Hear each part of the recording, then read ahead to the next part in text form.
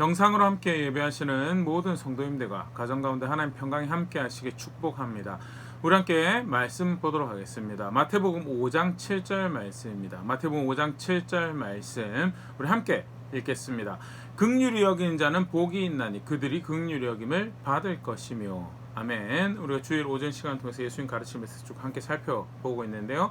특별히 산상수훈 전반부에 등장을 하고 있는 하나님 나라 백성의 성품에 대해서, 삶의 자세에 대해서 함께 살펴보고 있는데, 오늘 말씀은 그 해당 말씀의 5번째 말씀이죠.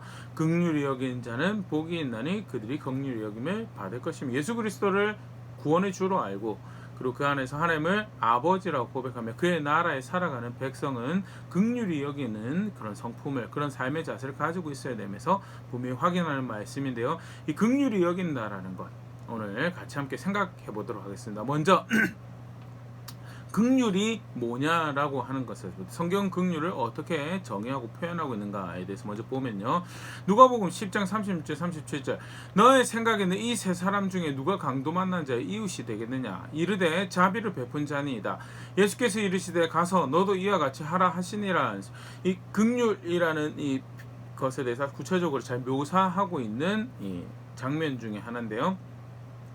선한 사마리아인의 비유죠. 어떤 사람이 이제 예루살렘에서 여리고로 여정을 가는데 길에서 강도를 만나게 됩니다. 강도를 만나서 이제 부상을 당하게 되고 이제 쓰러져 있는데, 그때 마침 제사장이 지나가는데 제사장이 그를 보고 못 본 척하고 그냥 지나갑니다. 그 다음에 레위인이 또 지나가게 되는데 레위인도 그 사람을 보고 그냥 지나쳐갑니다. 마지막으로 사마리아 사람이 지나가겠는데 사마리아 사람은 그를 보고 지나치지 못하고 이렇게 선을 베푸죠. 그것을 어떻게 표현하는 거 좀 전에 읽었던 말씀 37절에 자비를 베풀었다라고 그렇게 표현을 하고 있는데, 여기 자비가 이제 한국말로는 이제 자비라고 번역이 되어 있는데, 실제로는 이제 오늘 본문에 등장하는 긍휼이라고 묘사하는 단어와 어원이 똑같은 헬라어 단어를 사용하고 있고, 그것은 이쪽에서는 자비라고 번역하고 저쪽에서는 긍휼이라고 번역할 수 있는 그런 표현으로 번역되고 있는데, 보면 똑같은 사실을 이야기를 하고 있는 거예요. 그러면 사마리아인을 통해서 드러난 긍휼이라는 것이 뭔가, 긍휼을 행한다라는 것이 뭔가라고 할 때 첫 번째 우리가 보일 수 있는 게요. 누가복음 10장 33절 어떤 사마리아 사람은 여행하는 중 거기 이르러 그를 보고 불쌍히 여겼다. 보고 불쌍히 여기는 것이 첫 번째 긍휼의 모습이죠. 제사장은 보고 그냥 지나치죠. 레위인도 보고 지나칩니다. 나름 이스라엘 백성 중에 선택받은 족속이고 그 중에서도 더 거룩한 일을 감당하는 특별한 존재로 여겨지는 대상들도 보고 그냥 지나가요. 그런데 이 사마리아인이 긍휼하다라고 이야기되어지는 모습이 뭐였는가?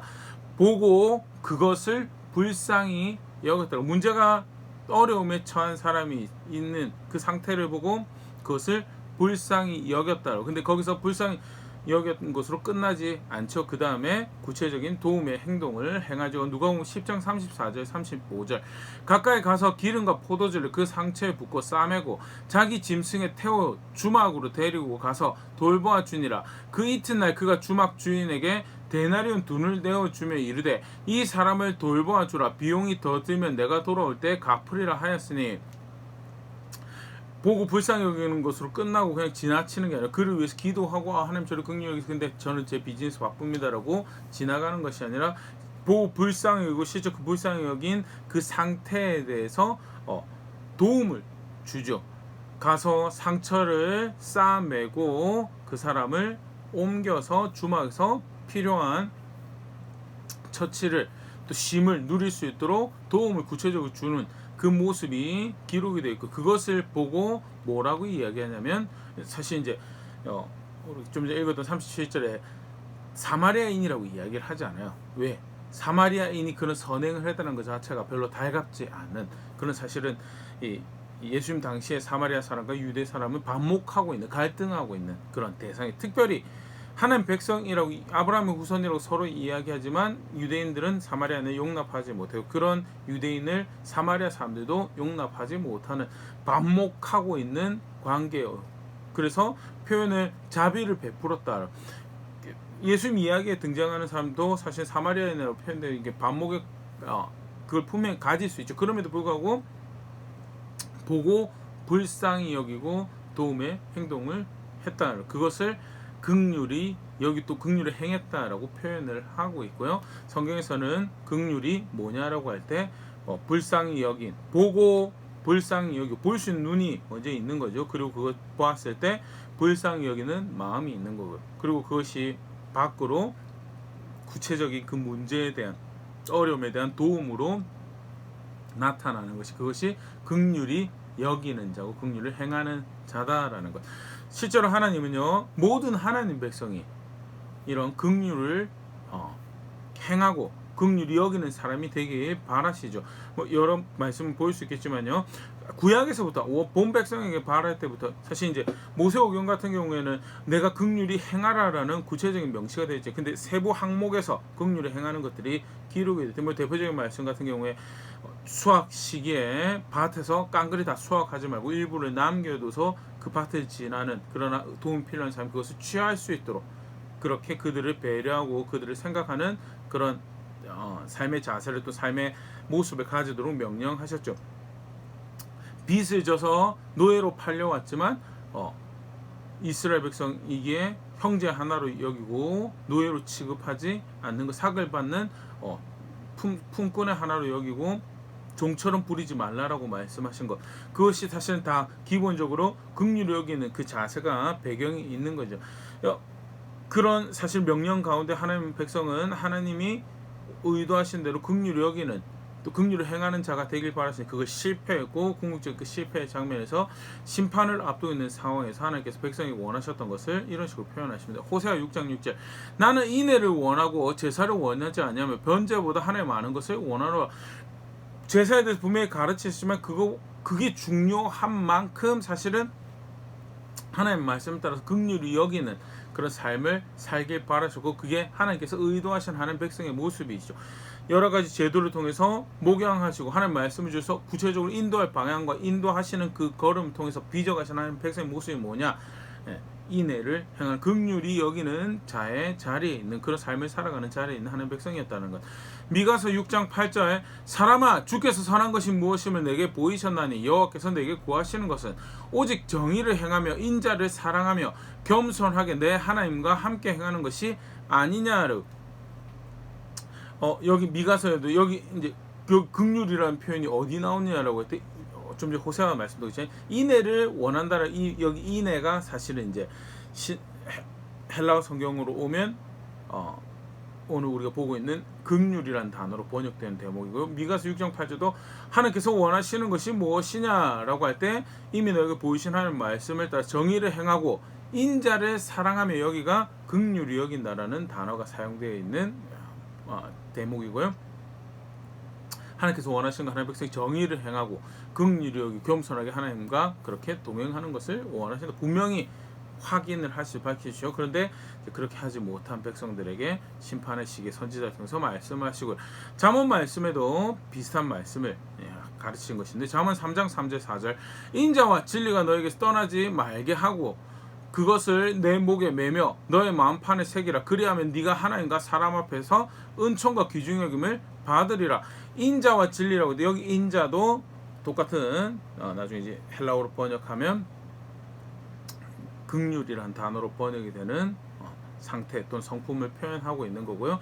긍휼과 진리가 너에게서 떠나게, 하나님 백성들도 하나님 은총을 입는, 사절 표현이죠. 하나님 은총을 바른 관계에 있는 백성이 된다고 할 때 앞에 계속 공부해왔지만요, 하나님 말씀 순종하는 게 바른 관계에 있는 거죠. 그럼 하나님 말씀 순종하는 게 어떤 식으로 드러나는가라고 할 때 대표적인 모습으로 하나님께서 표현하신 것이 긍휼과 진리를 따라 사는 삶이다는, 그게 사실은 한 신앙의 바른 관계에 있는 상태의 모습이고, 그만큼 하나님은 하나님 백성에게 긍휼을 원하셨다. 긍휼히 여기는 백성이 될 수 있도록 가르치고 지도하시고 구체적인 모습도 알려주셨고, 그것이 하나님 백성 때문에 모습이었고, 구체적으로 오늘 신약 성경에서 다시 예수님 통해서 확인되어 주고, 이게 하나님 나라에 살아가는 백성의 모습이다는, 그걸 조금 더 또 다른 장면에서 하나 확인할 수 있는 게 누가복음 10장에 그 좀 전에 우리가 봤던 사마리아 이 사람에 대한 비유 그게 이제 어떻게 시작되는가라고 할 때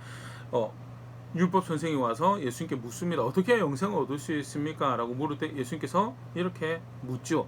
율법에서 하나님 말씀에서 어떻게 가르쳤느냐라고 할 때 누가복음 10장 27절 대답하여 이르되 너 마음을 다하고 목숨을 다하여 힘을 다하며 뜻을 다하여 주 너의 하나님을 사랑하고 또 내 이웃을 내 자신과 같이 사랑하라 하였나이다. 하나님 말씀이 가르치는 바 영원하신 생명이신 하나님의 은총을 입는 바른 관계에 있는 영생을 얻는 방법, 하나님 사랑하고 이웃 사랑하는 겁니다. 그게 사실 율법에 가르치는 거죠. 하나님 말씀 가르치.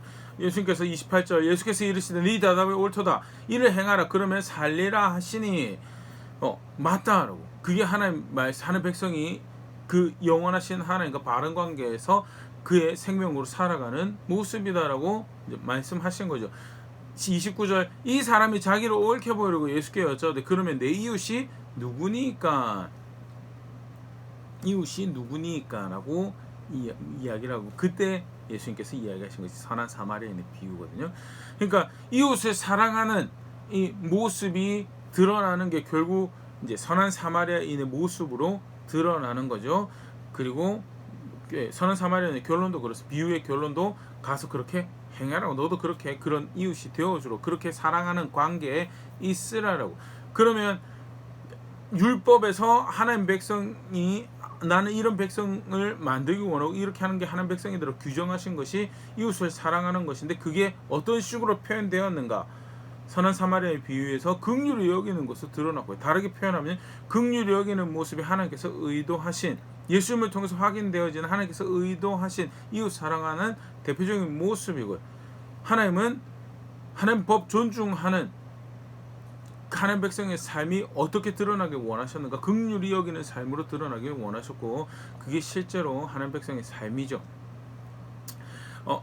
그러면 사실 이제 이 말씀이 주어지던 시대를 조금 관련해서 같이 생각해 보면 이 사실 이 예수님께서 오셔서 활동하던 사역하시던 이 시대를 향해서 말씀하실 때 이 오늘 긍휼이라는 주제와 관련해서 보면요. 분명히 이 바리새인들에 대해서 말씀하시면서 이야기하신 것이 너희는 긍휼히 여기는 것을 버린 세대다, 시대다 또는 그런 자리에 있다라고 말씀하신 거예요. 마태복음 9장 10절, 11절, 13절 바리새인들이 보고 그의 제자들에게 이르되 어찌하여 너희 선생은 세리와 죄인들과 함께 잡수시느냐? 예수께서 들으시고 이르시되 건강한 자에게는 의사가 쓸데없고 병든 자에게는 쓸데있느니라. 너희는 가서 내가 긍휼을 원하고 제사를 원치 아니하노라 하신 뜻이 무엇인지 배우라. 나는 의인을 부르러 온 것이 아니요 죄인을 부르러 왔노라 하시니라. 예수님께서 세리와 또 회개 돌이키는 이제 창기들이죠. 그 사람들하고 함께 식사하시는 장면에서 바리새인들이 저거는 율법의 정결 의식에 어긋나는 것이다 라고. 예수님께서 하나님 아들 오신 것은 병든 자를 위해서 오신 것이다. 문제 있는 자 그 상태를 긍휼히 여겨서 그것을 건져내시기 위해서 그 예수님께서 오신 사역의 궁극적 목적이죠. 문제가 있는 인류의 문제를 보시고 그것을 긍휼히 여기셔 그 불쌍히 여기셔서 거기에 해답을 제공하시기 위해서 오신 거죠. 하나님 아들이 실제로 오셔서 그 일을 하려고 하는데 정작 예수님 하시는 것은 하나님 뜻이 이루어지죠. 그런데 그걸 가지고 뭐라고 이야기하냐면 이건 자기들이 이해하고 있는 바 종교적 예식과 합치하지 않는다라고. 틀렸다라고. 너희 이해가 이제 그러면서 13절 말씀하신 게 호세아 말씀 인용하신 거예요. 제사를 원치 않고 긍휼을 원한다라고 하신 말씀이 뭔지에 대해서 배우라고. 이미 너희 조상들 너희 똑같은 상태에 있었고 거기에 대해서 이미 하나님께서 말씀하신 배우지 못하고 있다고. 결국 하는 말씀 따라서 의식을 행한다라고 하는데 결국 하나님 원하시는 대로 하나님 섬기지 못하고 있는 백성의 상태에 대해서. 근데 보면 뭐 한다고 긍휼히 여기지 못하냐고 있냐면 제사 제의적인 거 한다라고. 제의적인 게 문제냐? 제의적인 문제가 아니죠. 근데 문제는 제의적인 그 의식을 뭘 한다라고 하는 거에 빠져가지고 결국 하나님께서 의도하신 긍휼을 여기는 거에 대해서는 버려버려. 그걸 조금 더 다른 이 각도에서 조금 이해할 수 있는 대목이 하나 등장하는 것이 마태복음 23장 23절 24절인데요. 화이스 진저 외식하는 서기관들과 바리새인들이 너희가 박하와 회당과 근처에 11조는 들이되 율법에 더 중한 바 정의와 긍휼과 믿음은 버렸도다. 그러나 이것도 행하고 저것도 버리지 말아야 할지니라. 맹인된 인도자여 하루살이는 걸어내고 낙타는 삼키는 도다. 또 비슷한 유사한 말씀인데요. 서기관 바리새인들 율법 선생님 너 굉장히 잘못하고 있다라고 그러면서 하시는 말씀이 박하와 회당과 근처에 11조는 들이되 율법에 더 중한 바 정의와 긍휼과 믿음은 버렸다라고. 박하와 회당 근처에 11조 드리는 게 문제냐? 문제 아니죠. 11조 드리는 거 그걸 그렇게 하려고 하는 거에 대해서 그걸 틀렸다고 하는 거 아니에요. 근데 문제는 뭐예요? 그거 한다고 하면서 정의와 긍휼과 믿음을 버려버린 거예요. 쉽게 말해서 뭐죠? 틀렸다고 하는 게 아니라 그 예수님 말씀 그 다음 설명인 거예요. 이것도 행하고 저것도 버리지 말아야 할지니라. 그러니까 일의 경중에 있어서 경중에 제사하는 게 11조인 게 중요하지 않다라는 게 절대 아닙니다. 그런데 문제는 어디까지 박하 회당과 근처 11조는 그것까지 막 사소한 것까지 막 한다라고 그만큼 제의적인 거에 막 신경 써서 하는데 문제는 똑같은 율법에서 가르치는 바 중요하다고 하는 정의와 긍휼 그런 믿음 버려버렸다. 그걸 뭐라고 이제 그냥 표현하냐면 하루살이는 걸어내고 낙타는 삼켰다. 경중이 있어. 경중이 쉽게 말해서 더 무거운 거 더 이렇게 쉽게 더 이제 걸림이 되는 거죠. 더 걸림이 되는 걸 하루살이는 막 걸려내는데 낙타는 큰 덩어리는 삼켰다고. 큰 덩어리는 꾹꾹꾹 삼켜버렸다는. 긍휼이 여기는 게 중한 일인데 절대 11조가 중하지 않다라는 게 아니에요. 11조를 하는데 막 그거 꼬장꼬장 되면서 쉽게 말해서 박하 이파리 잎사귀 해루고 회양 그 잡단 풀 이거 11조 계산하느라고 11조 해야하느라고 그 제의적인 그 사소한 거 그걸 더 무겁게 여겨가지고 정작 중하게 여겨야 될 거에 대해서 중하게 여기지 못하고 있는. 그래서 못 버렸다고요. 긍휼을 버렸다고. 제의적인 거 채워 넣어서 외식하는 거 한다고 해서 하는 말씀 버려버리고 경중 잘 못 맞춰서 무엇이 더 중한 바에 대해서 사소한 거 목숨 걸어서 버려버리고 그러면 그들의 마음이 어리석어서 생각이 어리석어서 그렇게 된 거 아니. 근데 궁극적으로 그렇게 된 모습에 대해서 마태복음 15장에 이런 말씀 같이 놓고 우리가 이해해야 되는데요. 마태복음 15장 3절에서 6절 대답하여 이르시되 너희가 어찌하여 너희 전통으로 하나님의 계명을 범하느냐. 하나님이 이르셨으되 너희 부모를 공경하라 하시고 또 아버지와 어머니를 비방하는 자는 반드시 죽임을 당하리라 하셨거늘 너희는 이르되 누구든지 아버지에게나 어머니에게 말하기를 내가 드려 유익하게 할 것이 하나님께 드림이 되었다고 하기만 하면 그 부모를 공경할 것이 없다. 너희 전통으로 하나님의 말씀을 폐하는도다. 율법을 그렇게 중요하게 한다라고 하는데 정작 부모 공경하라는 말씀도 안 지킨다라고. 그럼 핑계를 뭘 대느냐? 하나님께 드림이 되었다라고 하면 부모를 굳이 부모에게 들어갈 돈도 하나님께 드림이 되었다라고 하면 이중으로 무게를 지지 말라는 식으로 이제 해석을 해낸 거죠. 왜 그렇게 하냐? 결국 돈 욕심 부린 거고요. 그리고 그걸 옳다라고 자기들끼리 해석을 해버린 거예요. 결국 쉽게 뭐냐면 자기 마음에 만족이 되는 종교적 모습이 있는 거예요. 자기 마음에 흡족하게 하는 어떤 그 하나님 섬기는 모습, 결국 자기 마음에 기쁘게 하는 그거 한다고 해서 정작 자기 부모 긍휼히 여기고 그거 부모 존중하는 그 섬김도 하지 않겠노라고 하는 것이 이스라엘 백성들의 그 당시 율법 선생들의 상태였고요. 그래서 뭐 하냐면 사소한 거 한다라고 하면서 정작 율법에 기록되어 있는 다른 긍휼히 여기는 거 버려버리고 정작 제의적인 거 한다고 하면서 뭐 하냐 긍휼 버려버리는 그런 자세를 가지게 되는. 궁극적으로 자기 마음에 원하는 거 쫓아가게. 그게 하나님 보시기에는 중한 게 있어요. 중한 게 있는데 자기 마음에 기뻐하는 걸 그걸 더 중하게 만들어서 결국 하나님 섬긴다라고 하지만 하나님께서 이게 우리 앞에 간단하게 살펴봤지만요. 분명히 하나님 처음부터 긍휼히 여기는 백성을 만드시고자 계획 가운데 말씀도 주셨고요. 지속적으로 선지자를 통해서 그걸 확인을 하시고 이게 지혜다라고 하나의 은총이 있는 지혜다라고 잠언서에도 확인을 하셨던 그런 장면들이 분명히 존재를 했거든요. 그럼에도 불구하고 뭐예요? 그걸 마음이 기뻐하지 않아요. 그걸 마음이 기뻐하지 않고 그래서 긍휼히 여기는 것을 버려버리고 눈과 마음에서 제하여 버리면서도 자기들은 직접적으로 그 메시아와 상관이 있는 백성들이고 우리는 하나님 기쁨을 위해서 그 하나님의 은총을 누린 자리에 있기 위해서 하나님과 바른 관계에 있어 이렇게 수고합니다라고 고백하는 자리. 이제 안타까운 그러나 실패한 마음이 기뻐하는 것을 쫓아가다 실패한 세대, 그게 이제 흔히 말하는 이 말씀을 받고 있는 당시에 종교적인 이해였죠. 아니다라고. 하나님 백성 예수 그리스도 정말 너희가 나를 구원의 주로 알고 하나님 하늘의 하나님의 아버지로 부르는 그런 하나님 백성이 되느냐. 그러면 하나님 가르치신 대로 긍휼히 여기는 자가 그가 가르치신 대로 긍휼을 행하는 자리에 있는 것이 그게 하나님 백성이 살아갈 너희 마음을 그렇게 쓰고 실제로 너희 삶이 그렇게 살아가는 것이 하나님 백성의 삶이다라는 것. 긍휼히 여기지 않는 것에 심각한 문제는요. 특히 예수님 당시에 긍휼히 여긴 거의 반대의 모습은요. 제의적인 걸로 채우는 거예요. 제의적인 게 나쁜 거냐? 아니요. 마음을 들이지 않는 거야. 여기. 그래서 사소한 것도 쉽게 옷 뭐 입었냐? 넥타이 했느냐? 우리 식으로 지금 넥타이 했느냐? 사도신경 했느냐? 사도신경 가지는 의미가 신앙을 고백하는 거죠. 그러면 우리 교회 같은 경우는 따로 이제 특별히 이제 그 장례 예배라든지 또는 약식으로 찬양 우리가 평상시 주일 예배하는 것처럼 30분 40분 충분하게 찬양으로서 어떤 하나님을 내가 믿고 있는지 고백할 기회가 주어지지 않는다면 약식으로 할 때는 이제 사도신경 사용하기도 하는데요.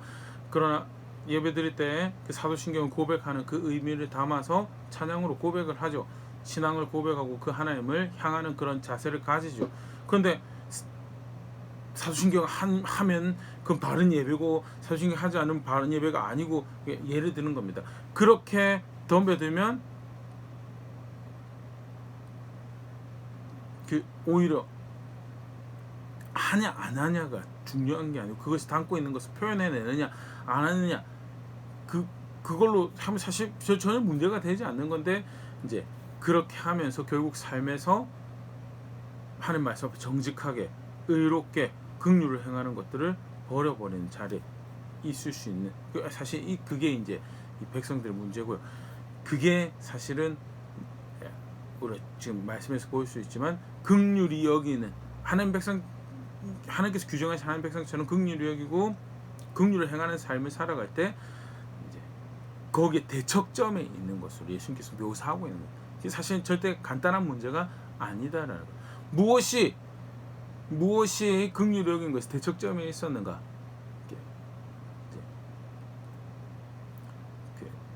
외향적인 종교 활동으로 가득 채워버린 거예요.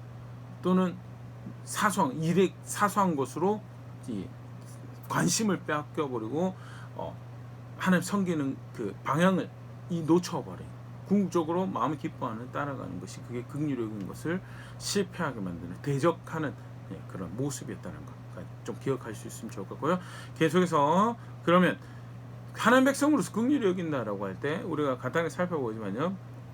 가장 대표적인 긍휼히 여기는 샘플 물론 우리가 선한 사마리아인의 비유도 봤지만요. 긍휼히 여긴다라고 오늘 읽었던 말씀에 이 사용된 단어가요. 성경에 단 2번 등장을 합니다.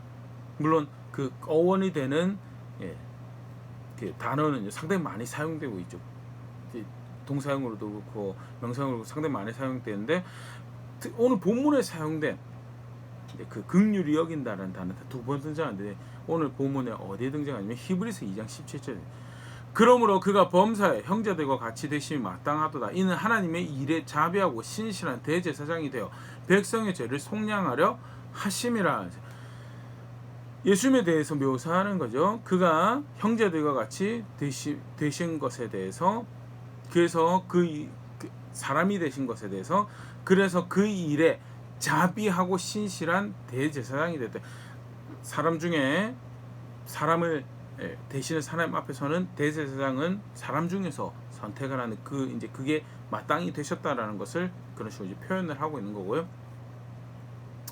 그걸 통해서 사람을 누구보다 잘 이해하고 그들을 긍휼히 여길 수 있다. 여기서 이제 2장 17절 한국 번역에서는 자비하고라고 표현되는데, 이 자비하고가 오늘 우리가 읽었던 마태복음 5장 17절 말씀에 긍휼히 여기네. 그 이는 하나님의 일에서 긍휼히 여기고 신실한 대제사장이 되어 백성의 죄를 속량하려 하심이라. 백성의 구원의 사역을 감당하는 그 저변에 예수께서 가지고 계시던 자세가 무엇이냐? 긍휼히 여기신 자시고, 성경에서 긍휼히 여기는 자가 되라라고 하나님 백성이 도전하시면서 신약성경에 동일한 단어로 묘사되고 있는 대표적인 존재가 누구냐? 그게 우리의 긍휼히 여기시는 신실하신 대제사장 예수님이 대표적인 그 긍휼히 여기시는 샘플이죠. 우리가 아까 간단하게 긍휼히 여기는 것이 어떻게 표현되어 있는가 할 때 불쌍히 여기시고 도움을 주셨던 것이 실제 예수님 사역의 많은 모습에서 그런 표현들이 대표적으로 한 세 장면 보면요.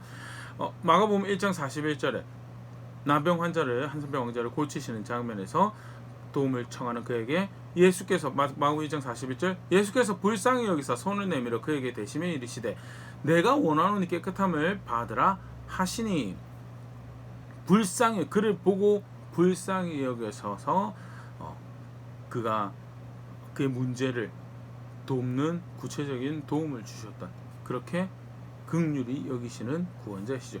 나인성 과부를 만났던 장면, 누가복음 7장 13절 14절 주께서 과부를 보시고 불쌍히 여기사 울지 말라 하시고, 아들 하나가 있는데 과부예요.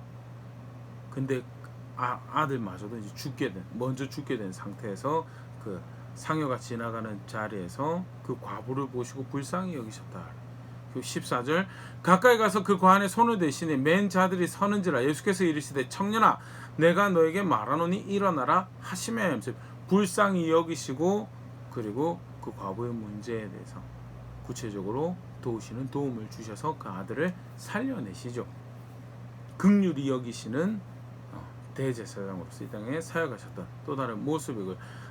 마태복음 9장 36절 무리를 보시고 불쌍히 여기시니 이는 그들이 목자 없는 양과 같이 고생하며 기진함이라. 예수님께서 사역하실 때 하나님 백성들을 보시면서 목자 없는 양 같다는 목자 없는 그들에게 안타까운, 그들을 불쌍히 여기시는 그 가운데 하나님 말씀을 전하시고 여러 가지 치유하는 사역들, 또 귀신 쫓아내는 사역들, 그런 사역들을 감당하시죠. 그런데 그 저변에 그가 가지셨던 자세, 또는 성품, 또 그 사역의 여러 가지 방법들이 뭐냐? 긍휼히 여기시, 불쌍히 여기시고 그래서 그 필요를 채우시는, 도우시는 그 사역을 하신 것이 대제사장의 사역의 클라이막스가 십자가의 사역이지. 십자가의 사역으로 온 인류의 문제를 도우시는, 구원을 베푸시는, 그 어려움에서 그들을 건져내시는, 그 문제에서 갈등에서 건져내시는 그런 사역을 행하셨고요. 이렇게 긍휼히 여기시는 대제사장교, 이런 측면에서 사실 오늘 말씀을 다시 보면요, 긍휼히 여긴 자가 하나님 나라 백성의 삶이고 그의 하나님의 은총을 입는 바른 관계에 있는 모습이다라고 말씀하시는 것은요, 어떤 한쪽 또 다른 측면에서는 예수님을 닮아가는, 너무 당연한 거죠. 예수님을 닮아가는 하나님 나라 백성의 삶의 모습입니다. 그게 하나님 나라 백성의 삶의 모습이고, 실제로 예수님 닮아간다라고 한다면 구체적으로 고백되어진 모습이 긍휼히 여기는 그런 모습이다. 그러면 이제 조금 더 한 두 가지 정도 더 생각을 해보려고 하는데요. 성경에서 말하는 긍휼이 사실 우리가 앞에서 간략하게 봤지만 불쌍히 여겨서 돕는다라고, 불쌍히 여겨서 돕는다라고 하면 자칫 그냥 단순히 어떤 도덕적, 윤리적 개념에 선한 것을 한다라는 그 정도로 이제 생각을 하기가 쉬운데요. 근데 사실 성경을 우리가 쭉 보면 하나님께서 하나님 백성이 긍휼히 여기는 백성이 되길 원하셨지만 그 백성들에게 죽이라는 명령도 하시고요. 버리라는 명령도 하시고 떠나버리라 뭐 그런 말씀도 주셨거든요. 몇 가지 경우들을 이제 같이 놓고 좀 생각을 해보면요, 이 긍휼이라는 것이 단순히 선을 행한 그냥 착한 사람이 되라는 그런 말씀이 아닌 것에 대해서 같이 분명히 이렇게 기억할 필요가 있는데요. 먼저 대표적인 우리 삶의 직접적인 모습이 자녀를 훈계하고 양육하는 것에 있어서 긍휼히 여겨야죠. 자기 자녀를 긍휼히 여겨야 되죠. 근데 긍휼히 여긴다는 것이 원칙도 없고 기준도 없이 그 자녀가 하고 싶은 대로 놔두는 것이 그것이 긍휼히 여기는 건가? 그렇지 않죠. 뭐 신약 성경 말씀할 때 에베소 6장 4절 또 아비들아 너희 자녀를 노엽게 하지 말고 오직 주의 교훈과 훈계로 양육하라. 우리 앞서서 살펴봤지, 여기서 노엽게 한다는 것은 더블 스탠다드를 가지는 거예요. 이때는 이랬고 저때는 저렇게 아니, 주의 교훈을 분명한 하나님 말씀으로 양육하여서 노엽게 하지 않는 거고요. 이때 또 노엽게 하지 않는다는 것도 하나, 얘는 본인은 안 해요. 본인은 안 하는데 해라고만 하면 그게 대표적인 이중 잣대죠. 그러면 자녀들이 분노를 하죠. 또 혼란스러워하고 기준이 없는 거예요. 그렇게 하지 말고 자기 마음대로 이랬다 저랬다 하지 말고 주의 교훈과 훈계로 양육하라. 훈계한다는 거 잘못했다라고 지적해 준 거예요. 잠언에는 그 훈계 모습으로 매를 대는 것도 표현을 하고, 그러면 그거는 그 문제에 대해서 상대를 괴롭게 만드는 거지 도와주는 게 아니지 않습니까라고. 근데 사실 그게 도와주는 거죠. 근데 이걸 단순히 이 세속적인 관점에서 긍휼히 여기라고 하면 자녀에게 매를 대지 않는 것, 또는 자녀를 기분 나쁘게 할까 훈계하지 않는 것을 긍휼히 여기는 것을 생각을 하는데 아니다. 하나님 백성의 삶에 긍휼히 여기는 사람이 되라고 하시면서 하나님께서 또 예수님께서 가르치신 것은요, 주의 교훈과 훈계로 양육하고 필요하면 매를 대는 것도 그게 자녀를 긍휼히 여기는 신앙의 모습의 하나로 말씀하시는 거죠. 우리가 사실 이제 분별하죠. 그럼 무조건 매를 때리냐? 그것도 아니죠. 분별해가지고, 그러니까 이제 긍휼히 여긴다라는 것이 단순히 착한 사람, 모두 다 그래 예스, 이것도 예스 해주고 저것도 예스 해주고 그걸 긍휼히 여기는 게 아니죠. 분별해서 기준을 세워야 될 것에 대해서 기준을 세우고, 또 기회를 줄 것에 대해서 기회를 주고 하는 그 모습이 이루어져야지 그게 성경에서 가르치는 바른 긍휼히 여기는 모습이다는 거. 또 다른 모습 하나 보면요, 구체적으로 도움의 필요가 있는 것이 있습니다. 데살로니가후서 3장 11절 12절 우리가 들은즉 너희 가운데 게으르게 행하여 도무지 일하지 아니하고 일 만들기만 하는 자들이 있다 하니 이런 자들에게 우리가 명하고 주 예수 그리스도 안에서 권하기를 조용히 일하여 자기 양식을 먹으라 하노라 하면서, 근무하는데 게으른 사람들이 있을 수 있어요. 일을 같이 하는데 나태하게 하는 사람들도 있고요. 그러면 그 나태한 그 일에 대해서 그렇게 행하고 있는 거에 대해서 긍휼히 여기는 게 뭐죠? 세속적인 관점에서 불쌍히 여기고 잘해주고 하는 게, 그러면 그냥 게으르고 나태하면 그냥 눈 감아주고, 예를 들어서 내가 그 사람들을 관리에 책임이 있다라고 할 때 직장에 그런 사람들에게 돈을 주는 것을, 직장에 손해가 발생하는 것을 감수하고도 계속해서 데리고 쓰고 언젠가 괜찮아지게 기회 주고 그거를 긍휼히 여긴다라고 하지 않을까요? 그런데 보면 일하여 자기 양식을 먹으라라고, 일을 게으른 사람이 게으름에서 떨쳐서 일어나게, 나태한 것에서 떨쳐서 일어나 자기 양식으로 자기가 수고할 수 있도록 하는 것이, 그게 긍휼히 여기라라고 말씀하신 하나님 백성이 살아갈 모습으로 이야기하고 기준을 그렇게 제시하고 있다라는 것에 대해서 정말 도움 필요한 사람들이 있습니다. 도와줘야죠. 그러나 분별해야 됩니다. 일으켜서 일해야 될 사람, 나태함을 벗어버리고 그 나태함과 게으름과 싸워서 본인을 일으켜서 일을 해야 되는 그런 자리에 있는 사람에게 피로를 채워준답시고 도와주는 것은 그 게으름을 부스트하는, 그 나태함을 부스트하는, 안일함을 부스트하는 그런 결과를 만들, 그거는 성경에서 말하는 긍휼히 여기는 거랑은, 하나님께서 긍휼히 여기는 거랑은 다른 모습이죠. 또 좀 다른 경우, 디모데전서 5장 16절, 많이 믿는 여자가 과부 친척이 있거든 자기가 도와주고 여자가 짐지지 않게 하라. 이는 참 과부를 도와주게 하려 함이라. 또 다른 구제의 경우죠. 도움이 필요합니다.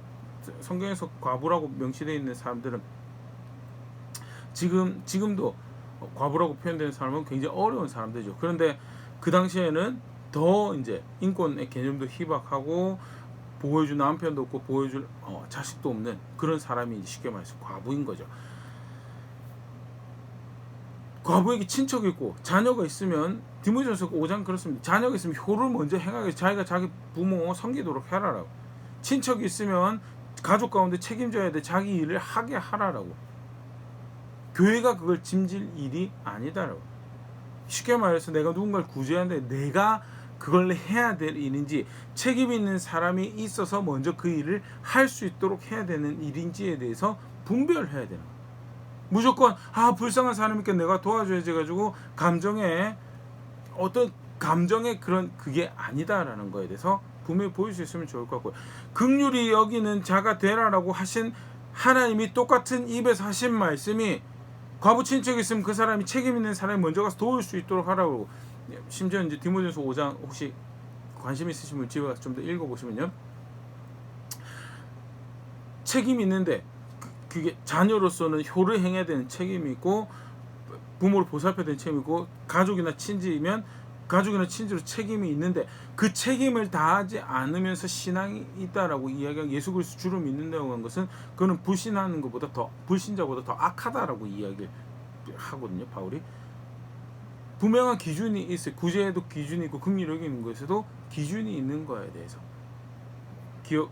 같이 기억할 수 있으면 좋을 거고, 성경에서 말하는 오늘 우리가 보고 있는 긍휼히 여긴다라는 것이 단순히 어떤 불쌍히 여긴다, 도와준다, 1차적으로 그렇게 표현되고 있습니다, 분명히. 근데 그게 전부가 아니다라는 거예요. 실제로 그것이 펼쳐질 때 우리가 좀 전에 봤지만, 예를 들어서 봤지만 예수님 같은 경우에 아주 대표적인 긍휼히 여기시는 분이신데, 바리새인들에서 세리와 죄인들을 향해서 나아가셨지만 그 죄를 부추기느냐, 그렇게 죄 짓고 살아도 괜찮다라고 이야기하셨는가, 그들의 마음을 편하게 해주시려고 그들과 함께 식사하셨는가? 절대 그건 아니다는, 그들을 불쌍히 여기시고 긍휼히 여기셔서 어디로 인도해 가시려고, 참 생명이신 하나님께로 인도해 가시기 위해서 그들이 돌이켜서 영원한 영생으로 향할 수 있도록 하기 위해서 그들을 향하신 것이지, 그들을 불쌍히 여기시고 그들에게 나아가셔서 손을 내미시고 치료도 해주시고 말씀도 전하신 것이지, 그들의 죄를 부추긴 것은 그들의 이기적인 욕망을 부추기기 위해서, 그들의 이기적인 욕망의 수단이 되어주기 위해서 나가신 것이 절대 아니다라는. 바리새인들 같은 경우 대하셨던 경우 마찬가지죠. 그들의 이기적인 욕심을 부추기기 위해서 그들을 긍휼히 여기시고 기회는 주시죠. 회개할 수 있는 기회는 주시지만 아닌 것은 분명히 아니라고. 심지어는 우리 오늘 말씀도 봤지만요, 저주받을 자리에 있다라고, 독사의 자식들아라고도 서슴없이 말씀하셨던 것이 긍휼히 여기시는 모습이었다라는. 무엇을 분명 확인할 수 있냐면요, 어떤 감정적인 확작용의 걸 이야기는, 물론 감정적으로 움직이죠. 불쌍히 여기는 자세가 있어야 됩니다. 그런데 그 방법에 있어서 하나님께서 기뻐하시는 긍휼, 하나님께서 인정하신 그걸 긍휼이다라고. 죄를 부추기는 것이 아니다. 우리 간단한 예로 하나 더 생각해 보세요. 엘리, 자기 자녀들이 긍휼을 했죠. 긍휼히 여겨서 자기 자식들을 대제사장으로서 제사장을 관리한다라는 측면에서는요, 그 게으르고 나태한 악한 모습에 대해서 분명히 긍휼이었어요. 근데 어떻게 하나님보다 더 긍휼해요. 하나님보다 더 자비로워요. 결과는요, 죄를 방치해둔 거예요. 썩어 문드러져가는 것, 그걸 통해서 다른 백성들이, 다른 사람들이 썩어져가는 것을 방치해버립니다. 그건 하나님 보시기에 긍휼히 여긴 게 아니다. 그래서 긍휼히 여긴다라고 할 때 분별해야 되는 거고요. 단순히 불쌍히 여겨서 내가 잘해줄게, 그게 긍휼이 아니다라는 걸 꼭 기억할 수 있습니다. 그래서 성경에서 말하는 긍휼히 여기는 건요, 예수님 본을 따라서 하나님 말씀을 따라서 긍휼히 여기는 걸 긍휼히 여긴다라고. 그럼 마지막 하나 더 간단하게 보면요, 어떻게 그러면 우리가 긍휼히 여긴 사람이 될 수 있을까라는 부분에서 오늘 본문 안에서 우리가 볼 수 있는 하나가 있습니다. 그게 뭐냐면, 지난 시간에도 봤었지만요, 속칭 팔복이라는 이런 사람이 복되다라는 이 표현들을 보면 앞에 세 가지는 비유는 나는 하나님 앞에서 그 은혜가 없이는 살 수가 없는 가난한 존재입니다 라고 스스로 인정하고, 그렇게 사는 기준을 받아들이죠. 하나님 말씀을 받아들입니다. 그 앞에 절대 선할 수 없는 자기 자신에 대해서 애통하고, 하나님 앞에서 애통하는 거죠.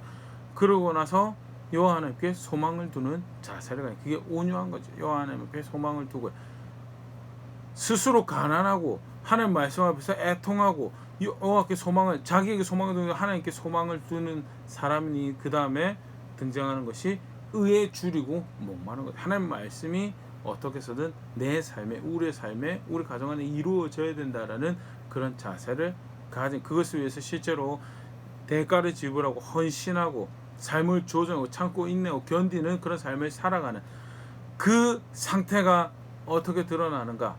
실제로 그렇게 살아간다라고 할 때 어떻게 드러나? 그게 긍휼히 여기는. 그래서 긍휼히 여기는 거하고 의로운 거하고 대치되는 게 아니고요. 긍휼히 여기는 거하고 의로운 거하고 함께 가는 거. 왜? 하나님의 말씀에 따라서 의를 추구하고 하나님의 말씀에 따라서 긍휼히 여기는 것을 선택하는 것이기 때문에 긍휼의 방법을, 구체적인 방법을 볼 수 있다면요, 긍휼의 동기도 어떻게 긍휼히 여길 수 있는가? 하나님 앞에 은혜가 필요한 자기 자신을 인정하는, 그리고 절대 하나님 앞에 선할 수 없는 자기 자신임을 알기에, 똑같이 가난한 사람에 대해서, 하나님 앞에 가난한 사람에 대해서 그 문제 가운데 있는, 구체적인 문제 가운데 있는 그를 긍휼히 여길 수 있고, 그의 애통하는 문제에 대해서 공감할 수 있고, 그리고 더 나아가서 여호와께 소망을 두는 것 말고 방법이 없음에 대해서 더 분명히 하며 받은 은혜를 알게, 누리고 있는 은혜를 알게, 도움이 필요한 사람에 있어서 내가 저 마음 알지, 내가 똑같은 아픔에 대해서 그냥 지나칠 수가 없는, 똑같은 그 어려움에 대해서 지나칠 수가 없는 그런 자세를 가질 수 있는 것. 어디서부터 출발하느냐고요? 하나님 앞에서 출발하는 것. 그래서 긍휼히 여기는 건 성품, 그러니까 하나님 백성 삶의 자세로 이야기를 하는데요, 내 성품에 해당하는 것이 아니고요, 하나님 앞에서 내가 바른 자세를 가지고 있는 것에서 출발하는 것. 철저하게 스스로를 의롭다라고 생각하고, 또는 하나님 앞에서 내가 가치 있는 선택들을 만들어 내가 얻어낸 것이다, 현재 내 상태를 내가 얻어낸 것이다라고 생각하면요, 문제에 처한 사람들, 어려움에 처한 사람들을 긍휼히 여길 수가 없죠. 요렇게 해봐라고 이야기하죠. 근데 긍휼히 여길 수 있는 것은요, 가난한 상태에서 비롯된 것, 애통하는 자세에서 비롯된 것, 여호와께 소망을 두는 것에서 비롯된 것, 궁극적으로 그래서 의를 사모하고 그것을 향하는 그 아웃컴이, 그걸 통해서 나타나는 모습으로 이야기되어지고 있는 것이 대표적인 첫 번째가 긍휼히 여기는, 이제 다음 주 계속해서 그런 구조로 가는 거고요. 긍휼히 여기는 열정과 동기 어디서 얻을 수 있냐고요? 나의 가난함, 하나님 앞에 애통할 수 없는 내 상태. 그런데 여호와께 소망을 두고 살아갈 수 있는 존재로 초청되어주고 그 앞에 여겨주고, 부족하지만 그가 주신 열정으로 의를 사모하는 자를 살아갈 수 있게 되었다라는 그 사실 자체가 사실 동기와 열정이 되죠. 그렇게 동기와 열정을 가진다면 방법은요, 마찬가지죠. 가난한 자신임을 인정을 하고 내 기준으로, 내 방법으로 긍휼히 여기는, 내 거는 애통할 수밖에 없는 또 다른 문제를 자아내는 거에 대해서, 그래서 무엇이 긍휼히 여기는 거예요? 여호와께 소망을 두는 것으로. 그래서 그 사람 나한테 이끌어 오기 위해서 착한 나를 보라고, 선한 나를 보라고, 내 사람 만들고 나에게 이끌어오기 위해서 선을 행한 게 절대 아니. 오늘 말씀에서도 그렇지만 긍휼히 여기는 자가 복이 있나니, 누구의 긍휼을, 누구의 은총을 바라고 긍휼히 여기는 게 성경에서 말하는 바른 긍휼, 하나님의 긍휼. 사람 사이 돈독하려고 긍휼히 여기는 그거 절대 아니. 하나님의 인정과 하나님, 그게 사실 이제 그게 하나님께 소망을 두고 의를 향하는 거죠. 그게 성경에서 가르치는, 특별히 오늘 본문에서 여러 가지 모습들 더 살펴볼 수 있겠는데, 오늘 본문 안에서 긍휼에 어떻게 긍휼히 여기는 사람의 동기를 가질 수 있는가, 또 구체적으로 긍휼히 여긴다고 할 때 어떤 방법으로 긍휼히 여기는 것이 예수님께서 의도하신 하나님 백성의 긍휼히 여기는 방법인가에 대해서 아주 간단히 생각해 봤는데요. 긍휼히 여기는 거요, 굉장히 중요한 신앙의 모습입니다. 특별히 예수님을 구원의 주로, 하늘의 하나님을 그 안에서 아버지로 안다라고 고백할 때, 그래서 그를 닮아가는 여정을 살아간다라고 할 때 반드시 제 삶의 모습에서 우리의 삶의 모습 발견되어야 될 모습이다라는 것. 나는 어떤 자리에 있는가, 내 신앙은 오늘 말씀 비춰볼 때 얼마나 건강하게 바르게 신앙생활을 하고 있는가, 그런 모습도 한번 말씀 앞에 돌아볼 수 있으면 좋을 것 같고요. 혹 바리새인들처럼 사소한 것에 또는 제의적인 것에, 결국 내 마음에 내가 흥미로워하는 것에 마음을 잃어버려서 정작 하나님께서 나는 이게 신앙이다라고 하는, 이게 하나님 나라의 백성의 삶이다라고 가르친 긍휼적인 것을 놓쳐버린 부분들은 없는지에 대해서 또 생각해 볼 수 있으면 좋을 것 같고요. 또는 속칭 이제 성품적으로 굉장히 이제 좋으신 분들, 선하신 분들, 주변에서 그렇게 칭송받는 그런 자리에 있으신 분들은 오늘 말씀 앞에서 내가 바르게 하나님 보시기에 긍휼히 여기는 그런 삶을 살아가고 있는지, 아니면 하나님보다 내가 더 긍휼해서 엘리야와 같은 자리에, 또는 나태하고 게으른 자녀를 길러고 무질서한 자녀를 길러가는 자리에 있지는 않는지, 그런 모습도 말씀 앞에서 다시 점검해 볼 수 있으면 좋을 거고요.